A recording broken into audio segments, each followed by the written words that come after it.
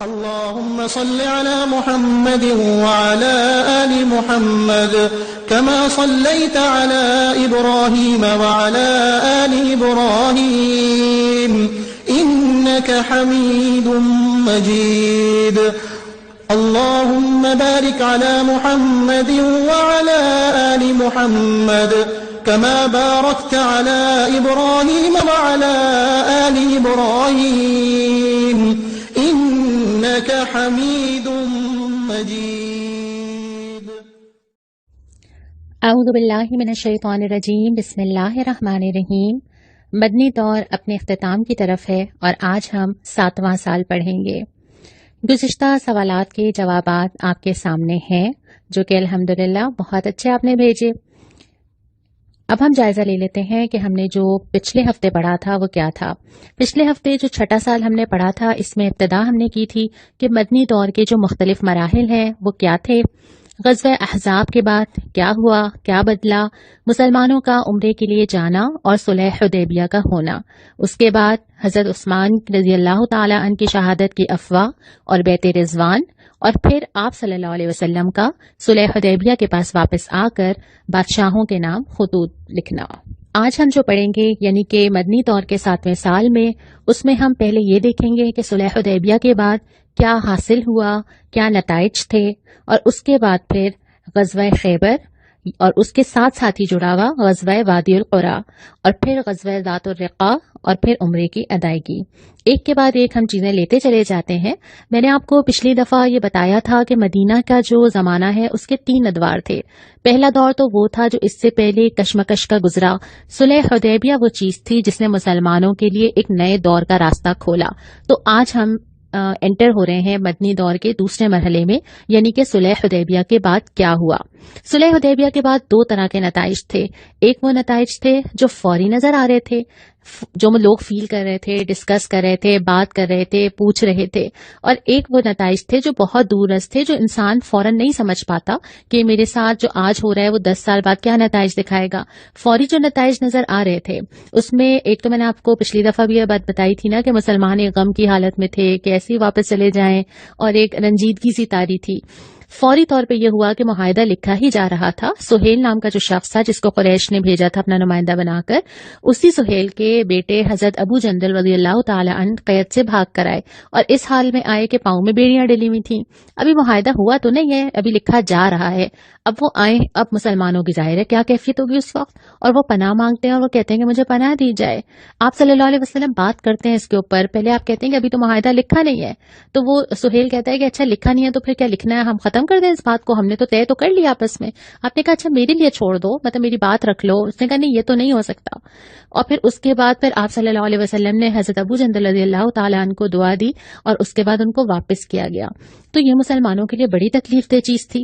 لیکن اس کو جو اس وقت نظر نہیں آ رہا تھا، بعد میں ہمیں پتہ چلا کہ ایک اور صحابی حضرت ابو بصیر رضی اللہ تعالیٰ عنہ کے ساتھ بھی یہ معاملہ ہوا. مدینہ پہنچے اور ان کو لگا کہ پناہ نہیں ملے گی، تو یہ دونوں اور پھر مزید اور لوگ جمع ہو گئے اور یہ تجارتی شاہراہ پہ بیٹھ گئے. اور جب یہ تھریٹس فیل ہوئے تو قریش نے کہا اچھا یہ شخص چھوڑ دیں بھائی، آپ ان کو بلا لیں، اپنے پاس ہی رکھ لینا. فوراً تو نہیں پتا تھا کہ آگے کیا ہوگا. پھر اس کے بعد یہ کہ آپ صلی اللہ علیہ وسلم فرما رہے ہیں کہ جانور ذبح کر دو جو لائے ہو اور احرام کھول دو. لوگ نہیں سن رہے، 1 دفعہ 2 دفعہ 3 دفعہ آپ کو ریپیٹ کرنا پڑ رہا ہے. اور اس کے بعد پھر آپ صلی اللہ علیہ وسلم نے خود کھولا تو پھر لوگوں نے کھولا. یہ فوری والے اثرات تھے. پھر اس کے بعد یہ کہ مومن عورتیں آئیں، اور کچھ عورتیں تھیں وہ بھی اسی طرح اسلام لے کر آئی ہیں، ہجرت کر کے نکلی. لیکن ان کے ساتھ معاملہ یہ ہوا کہ آپ صلی اللہ علیہ وسلم نے فرمایا کہ جو معاہدہ لکھا گیا ہے اس میں ٹرم رجل یوز ہوئی ہے جو کہ مردوں کے لیے استعمال کی جاتی ہے عربی میں. اس میں خواتین کی تو ہم نے کوئی بات کی ہی نہیں تھی. تو اس طرح پھر ان خواتین کو واپس نہیں کیا گیا، اور پھر اللہ تعالیٰ نے بھی اس کی تائید کی. تو یہ تو وہ والے نتائج تھے جو فوری انسان کی آنکھ دیکھ سکتی تھی اور فوری یہ فیل ہو سکتا تھا کہ کیا حاصل ہوا، کیا ملا. لیکن جو میں نے آپ سے پچھلی دفعہ بھی کہا تھا کہ اگر آپ سورہ فتح پڑھتے ہیں تو قرآن اس پہ پورا تبصرہ کرتا ہے اور اللہ تعالیٰ بتا دیتے ہیں کہ یہ فتح ہے، اور وہ کیسے ہے. کچھ پوائنٹس دیکھ لیتے ہیں ہم. پہلی بات تو یہ کہ قریش نے اس بات کو تسلیم کیا کہ واقعی اس سے پہلے تو وہ انکار میں اور ڈینائل میں تھے نا، اور لگتا تھا ہمارے درمیان کے کچھ لوگ ہیں، اور سب سے یہ کہتے تھے کہ ہمارے یہاں کے باغی کچھ لوگ ہیں. لیکن اب انہوں نے مسلمانوں کو ایک فریق کے طور پہ اور ایک قوت کے طور پہ تسلیم کیا. دوسری بات یہ کہ اس کے بعد ایک اتنا لمبا فیز مسلمانوں کو ملا جو اس سے پہلے نہیں ملا تھا کہ وہ کھل کے دین کی دعوت دیں، تبلیغ کریں، اور اس کے بعد ایک جنگ بندی سے جو امن ملا کچھ ٹھہرنے کا، سوچنے کا، اسلامی ریاست کو مضبوط کرنے کا موقع ملا. اور پھر نتیجہ یہ ہوا کہ مسلمانوں کی تعداد میں 3 گنا اضافہ ہو گیا نا. یعنی اتنی تیزی سے تعداد بڑھی کیونکہ مسلمانوں نے وہ تمام موقع استعمال کیے. اس کے بعد ایک اور چیز یہ ہوئی کہ تمام لوگوں کو یہ آزادی ملی، یہ خود مختاری ملی کہ وہ جس کے ساتھ شامل ہونا چاہیں وہ شامل ہو سکتے ہیں. پہلے اتنا آزاد ماحول نہیں تھا. اس کے بعد حرم میں جو مسلمانوں کی داخلہ تھا ضرور اس سال واپس ہوئے، لیکن ایک انٹر ہونے کا راستہ کھلا کہ ٹھیک ہے اس سال واپس ہوں گے لیکن آئندہ آئیں گے اور اس معاہدے کی روح سے آئیں گے. اور پھر اس کے بعد مسلمانوں نے جو ایک بڑی کامیابی حاصل کی وہ یہ ہے کہ دشمنوں کا زور ٹوٹا. ایک بڑی طاقت تھی ان کے اندر، لیکن وہ کیسے ٹوٹا ابھی ہم اس سے بات کرتے ہیں. بلکہ آج ہم جتنا کچھ پڑھیں گے نا یہ سارے اثرات ہیں اس صلح حدیبیہ کے. یہ اس کے بعد ہی پاسبل ہوا جو کچھ آج ہم پڑھیں گے کہ مسلمانوں کی جو ایک تاریخ ہے اس کے اندر یہ اہم موڑ کیسے آیا.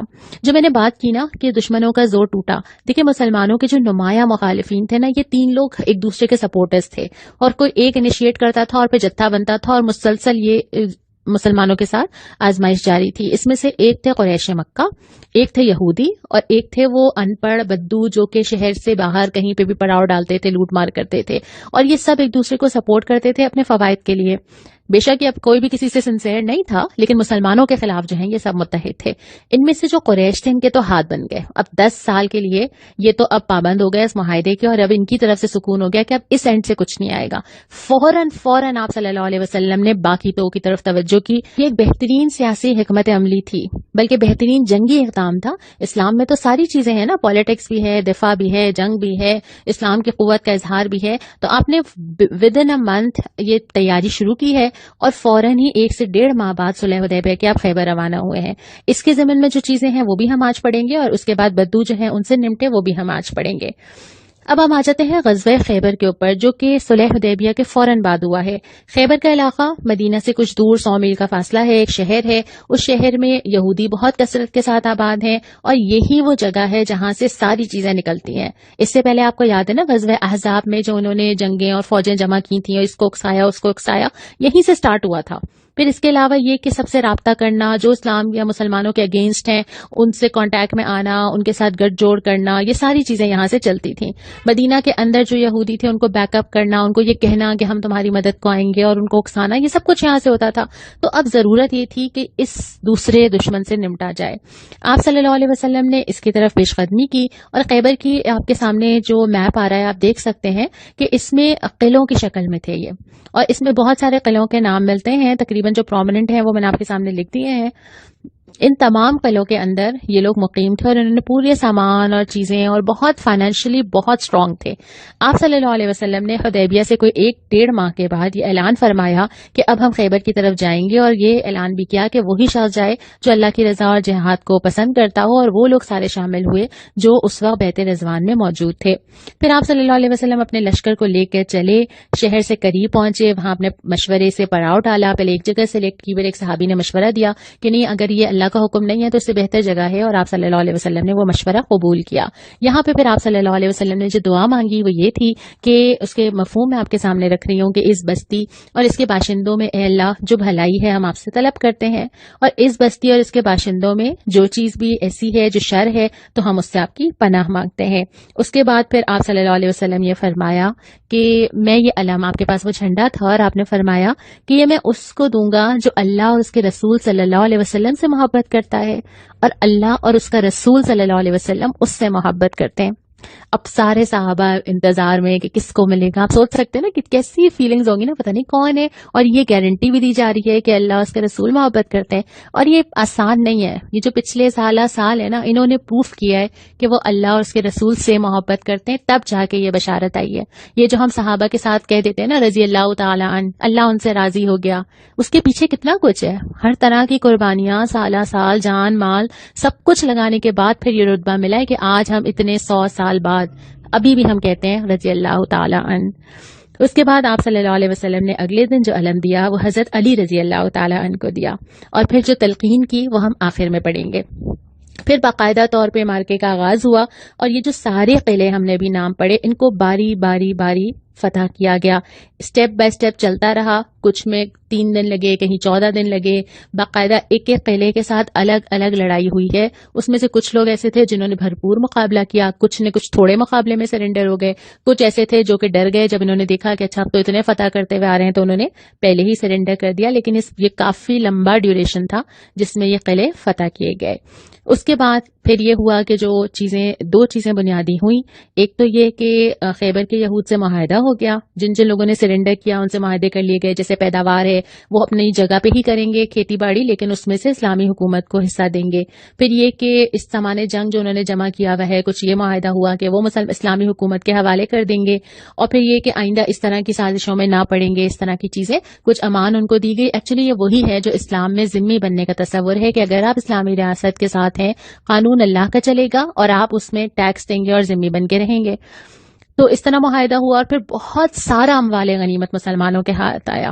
یہ وہ مسلمانوں کی اب تک کی جتنی تاریخ گزری ہے اس میں ایک بہت بڑا ایک فائنینشیل فائدہ تھا جس کا اللہ تعالیٰ نے سورہ فتح میں ذکر کر دیا تھا. میں نے پہلے بھی آپ سے یہ بات کی نا کہ چیزیں تو بعد میں سمجھ آئی, اس وقت تو نہیں سمجھ آ رہی تھی, لیکن جب اب ہم پڑھتے ہیں تو ہمیں سمجھ آتا ہے کہ اللہ تعالیٰ نے کتنا کچھ آگے رکھا تھا. صلح حدیبیہ سے راستہ کھلا اس کا, اور سورہ فتح میں اس کا تبصرہ فرمایا ہے کہ اللہ نے تم سے بہت سے مال غنیمت کا وعدہ کیا ہے. وہاں تو نہیں ملا تھا مال غنیمت, لیکن یہاں بشارت تھی کہ وہ تم حاصل کرو گے, اور بشارت اس کو اللہ تعالیٰ نے خود جوڑا تھا اس صلح حدیبیہ کے ساتھ کہ یہ صلح حدیبیہ ایکچولی اس کا راستہ بنے گی, اور یہی ہوا. اس کے بعد یہاں پہ بات ختم نہیں ہوئی. آپ صلی اللہ علیہ وسلم نے پھر فوراً ہی یہودیوں کی ایک اور جماعت ایک مقام پر رہتی تھی, وادی القرا, آپ نے پھر وہاں کا ارادہ کیا, اور اس کے بعد پھر آپ نے لشکر ایک لے کے چلے. حضرت سعد بن عبادہ رضی اللہ تعالیٰ عنہ کو علم دیا گیا, اور اس کے بعد پھر ان سے بھی مقابلہ ہوا, وہاں بھی فتح حاصل ہوئی, اور پھر وہاں سے بھی مال غنیمت حاصل ہوا. پھر 2 اور جگہ کے لوگ تھے, ایک فدق جگہ تھی, ایک تیمہ جگہ تھی. وہاں پہ جو لوگ تھے وہ تو انہوں نے تو خود ہی سرنڈر کر دیا نا. کسی نے کہا کہ اچھا پیداوار کا نصف لے لیجئے, اور خود ہی انہوں نے کہا کہ بس ہم چھوڑ دیتے ہیں, یہاں کوئی مقابلہ نہیں ہوا, تو وہ اسلامی ریاست کے نظام میں شامل ہو گئے. اس کے بعد پھر ابھی یہ بالکل ایسا نہیں ہوا کہ مسلمانوں نے یہ سوچا ہو کہ اچھا حدیبیہ سے واپس آئے ہیں, 10 سال کا سکون ہے, اگلے سال سوچیں گے کیا کرنا ہے. یہ سب کچھ فوراً اسی سال کے اندر ہو رہا ہے. پھر فوراً ہی آپ صلی اللہ علیہ وسلم نے جو تیسرا ہاتھ تھا وہ تھے عرب کے وہ بدو جن کو یہ سب اتنی دور کی سازشیں نہیں تھی جو یہودیوں والی تھی, لیکن یہ بنیادی طور پہ لوٹ مار کرنے والے لوگ تھے, ان پڑھ لوگ تھے. تو وہ جگہ جگہ تھے, ایسا نہیں تھا کہ ایک قبیلہ ہو اور اس کو جا کے فتح کر لیا جائے, جگہ جگہ تھے. تو پھر آپ صلی اللہ علیہ وسلم نے ان کا جہاں ان کو پایا مقابلہ کیا, ایک روب کی کوشش کی تاکہ ان کو پتہ چل جائے کہ اب مسلمان اس قوت میں ہے اور یہ آسان نہیں ہے. ڈر بھی جائیں, آپس میں بھی بکھر جائیں, اور ان کو پتہ چل جائے کہ اب یہ اس پوزیشن میں نہیں ہے جیسے یہ پہلے ہوا کرتے تھے, یا ان کی بیک پہ وہ سپورٹ نہیں ہے جو پہلے ہوا کرتی تھی. ان ساری چیزوں سے فارغ ہونے کے بعد, یعنی صلح حدیبیہ کے بعد کا جو پورا سال ہے اس میں یہ ساری چیزیں کرنے کے بعد اگلے سال پھر مسلمان واپس پلٹے, اور آپ سوچ سکتے ہیں نا کس شان سے پلٹے ہوں گے. اس کو ہم عمرہ قضا پڑھتے ہیں کتابوں میں, کیونکہ وہ عمرہ جس کی نیت 1 سال پہلے کی گئی تھی, اب دوبارہ اس عمرے کی قضا کرنے کے لیے مسلمان روانہ ہوئے ہیں. اور 1 سال میں کیا سے کیا بدل گیا. اس 1 سال میں حیثیت بدل گئی. اس 1 سال میں مسلمان کہاں ایک مدینہ میں تھے اور کہاں ان کی سلطنت کہاں تک بڑھ چکی ہے. اب جب وہ پلٹے ہیں تو آپ صلی اللہ علیہ وسلم نے ہر اس فرد کو پکارا جو کہ حدیبیہ میں شامل تھا, اور وہ لوگ تو تھے ہی, کچھ ایڈیشنل لوگ اور بھی شامل ہو گئے. اور پھر مسلمان لبیک اللہم لبیک کہتے ہوئے ایک زور کے ساتھ, ایک شان کے ساتھ, ایک سرشاری کے ساتھ, ایک خوشی کے ساتھ, اطمینان کے ساتھ مکہ میں داخل ہوئے.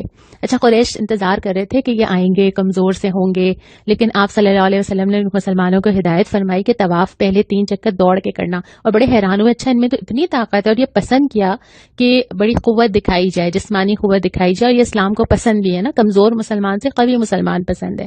پھر مسلمانوں نے طواف کیا, 3 دن قیام کیا, اور پھر واپس مدینہ روانہ ہو گئے. یہاں تک تو یہ سال مکمل ہوا, اور کچھ اہم واقعات بھی اس دوران ہوئے. ایک زینب نام کی عورت تھی, اس نے آپ صلی اللہ علیہ وسلم کو نعوذ باللہ زہر دینے کی کوشش کی, لیکن آپ صلی اللہ علیہ وسلم کو اس کا فوراً ہی اندازہ ہوا, اور آپ نے جیسے ہی لقمہ لیا آپ کو اندازہ ہو گیا, آپ نے چھوڑ دیا نا, اور اس سے پوچھا, اور پھر اس کے بعد اس نے یہ اعتراف بھی کر لیا. سرایا کا سلسلہ, یعنی آپ صلی اللہ علیہ وسلم مختلف صحابہ کے ساتھ جہاں جہاں ضرورت ہوتی تھی وہاں وفد بھیجتے تھے, لشکر بھیجتے تھے, وہ کنٹینیوٹی ابھی بھی جاری رہی. آپ صلی اللہ علیہ وسلم کا حضرت ام حبیبہ رضی اللہ تعالیٰ عنہ سے نکاح ہوا. حضرت جعفر بن ابی طالب, آپ کو یاد ہے, رضی اللہ تعالیٰ عنہ, جو حبشہ گئے تھے اور جن کے بڑے اچھے الفاظ ہم نے پڑھے تھے, جو نجاشی کے دربار میں, وہ واپس آئے. اور وہ آتے ہیں خیبر میں، آ کے ملتے ہیں، اور اس کے بعد پھر وہ آپ صلی اللہ علیہ وسلم کے ساتھ رہتے ہیں۔ حضرت صفیہ رضی اللہ تعالی عنہا سے آپ صلی اللہ علیہ وسلم کا نکاح ہوتا ہے، اور حضرت میمونہ رضی اللہ تعالی عنہا سے بھی نکاح ہوتا ہے۔ ایک اور اہم بات، حضرت خالد بن ولید رضی اللہ تعالی عنہ، ان کا اسلام لانا، ویسے تو بہت سارے لوگ بیچ میں ظاہر اسلام لائے، لیکن اس لیے خاص طور پہ کہ یہ قریش کی ایک بڑی طاقت تھی حضرت خالد بن ولید رضی اللہ تعالیٰ عنہ۔ غزوہ احد کا جو پورا مارکا چینج ہوا تھا وہ انہی کی حاضر دماغی کی وجہ سے ہوا تھا، ان کے بڑے کمانڈر تھے، لیکن ان کا اسلام لانا، خود ہی صلح حدیبیہ کے بعد ان سے پوچھا کہاں جا رہے ہیں، انہوں نے کہا اسلام لانے جا رہا ہوں۔ تو یہ بھی مسلمانوں کو جو قوت حاصل ہو رہی تھی، یہ تمام چیزیں مل کے ان کی پوزیشن چینج کر رہی تھیں۔ اور اب آخر میں نے خاص طور پہ یہ الفاظ آخر کے لیے رکھے تھے کیونکہ اس میں ہمارے لیے بھی بہت بڑی ہدایت ہے۔ غزوہ خیبر کے موقع پہ جب آپ صلی اللہ علیہ وسلم نے حضرت علی رضی اللہ تعالیٰ عنہ کو علم عطا کیا، تو آپ نے جو فرمایا، آپ نے فرمایا کہ اطمینان سے جاؤ، ان کے میدان میں اترو، انہیں اسلام کی دعوت دو۔ اصل چیز تو یہی ہے نا، جنگ یا ان سے دشمنی اسلام کے علاوہ کسی اور بات پہ تھوڑی ہے۔ پہلے دعوت بھی دو، اور اسلام میں اللہ کے جو حقوق ان پہ واجب ہوتے ہیں ان کو اس سے آگاہ بھی کرو۔ اور اس کے بعد کتنی پیاری بات ہے کہ بخدا تمہارے ذریعے اللہ تعالیٰ ایک آدمی کو بھی ہدایت کر دے، ایک آدمی کو بھی، تو یہ تمہارے لیے سرخ اونٹوں سے بہتر ہے۔ یہ صحیح بخاری کی حدیث ہے، کتنی بڑی بشارت ہے نا کہ ہم میں سے ہر ایک دنیا کی کوئی بھی چیز جمع کر لیں، مال کر لیں، زیور کر لیں، ڈیکوریشن پیسز کر لیں، گھر میں چیزیں کر لیں، اصل جو ہمارے لیے کام کی چیز ہے نا، کہ کوئی ایک ایسی چیز اللہ تعالیٰ کے پاس لے کے چلی جائیں جو ہمیں بخشوا دے، جو ہمارا صدقہ جاریہ بن جائے، وہ یہ ساری چیزیں تو نہیں ہو سکتی نا۔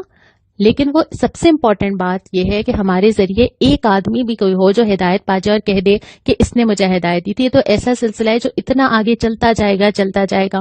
میں کسی کو کوئی بھی کلاس فارورڈ کر دی، میں نے کوئی نوٹس بھیج دیے، کوئی حدیث بتا دی، مجھے کل پرسوں اگلے مہینے اگلے سال تو یاد نہیں رہے گا نا، لیکن وہ جہاں جہاں بھیجے گا اس کو جو لائن یاد رہ جائے گی، اس کے عمل میں کوئی چینج آ جائے گا، وہ اپنے گھر میں کسی کو سنا دے گا، تو وہ کتنا ملٹی پلائی ہوتا چلا جائے گا۔ اور میں جب اللہ تعالیٰ کے پاس جاؤں گی تو پھر جب وہ ملٹی پلائی ہو کے میرے پاس آئے گا نا، تو میں حیران ہو جاؤں گی انشاءاللہ، اور میرے لیے کتنی خوشی کی چیز ہوگی وہ۔ تو یہ موقع کبھی بھی ہاتھ سے جانے تو نہیں دینا چاہیے نا، عقل مند ہیں ہم سب، تو ہمیں کوشش کرنی چاہیے کہ ہم گواہیاں جمع کریں۔ ہم کوشش کریں کہ قیامت کے دن جب ہم کھڑے ہوں گے تو بہت سارے لوگ ایسے ہوں جو کہیں گے ہاں اس نے بتایا تھا، یہ تھا، اس نے پہنچائی تھی، اس نے جوڑا تھا، اس نے دین کی طرف مجھے لانے میں اہم کردار ادا کیا تھا۔ لہٰذا اس بات کو ضرور امپورٹنس دیں کہ جو دین کی بات مجھ تک پہنچی ہے وہ میرے ذریعے کسی اور تک ضرور پہنچے۔ اور یہ بشارت جو آپ صلی اللہ علیہ وسلم نے اور بھی جگہوں پہ دی ہے وہ ہم سب کے لیے بھی تو ہے نا۔ تو انشاءاللہ تعالی ہم اسے جمع کرنے کی کوشش ضرور کریں گے۔ اگلے سال انشاءاللہ تعالی ہم ایک بہت اہم چیز پڑھنے جا رہے ہیں، وہ اہم چیز ہے فتح مکہ۔ اور انشاءاللہ اگلی جو ہماری کلاس ہوگی وہ ہماری مدنی دور کے 8ویں سال پہ مشتمل ہوگی۔ السلام علیکم ورحمۃ